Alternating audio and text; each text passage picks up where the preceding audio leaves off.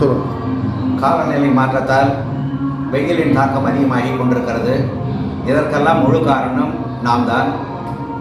இருக்கின்ற மரங்களை எல்லாம் வெட்டிவிட்டு இருக்கின்ற நீர்கள் நிலைகளை எல்லாம் ஆக்கிரமித்து விட்டு நிலத்தடி நீரை சேமிக்காமல் ராமன் ஆண்டால் என்ன ராவணன் ஆண்டால் என்கின்ற தாந்தோன்றித்தனமான போக்கிலே இருப்பதினாலே இன்று புவி வெப்பமாகி ஓசோன் மண்டலம் ஓட்டையாகின்ற அளவிற்கு நம்முடைய நிலைமை மாறிக்கொண்டிருக்கிறது. இப்பொழுது பகலிலே கூட வெளியில் வர முடியாத அளவிற்கு வீட்டிலே மின் வசதிகள் இல்லாத நேரத்தில் வேற்று ஒழுகின்ற கொடுமை இருக்கிறது. எனவே இதிலிருந்து மக்கள் தற்காத்துக் கொள்வதற்கு நிறைய தண்ணீர் குடிக்க வேண்டும்.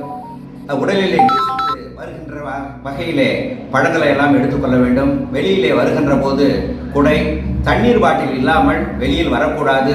நீர்மோர் பானங்கள், இளநீர், கரும்பு ஜூஸ் போன்ற கெமிக்கல் இல்லாத குளிர்பானங்களை குடித்து தற்காத்துக் கொள்ள வேண்டும்.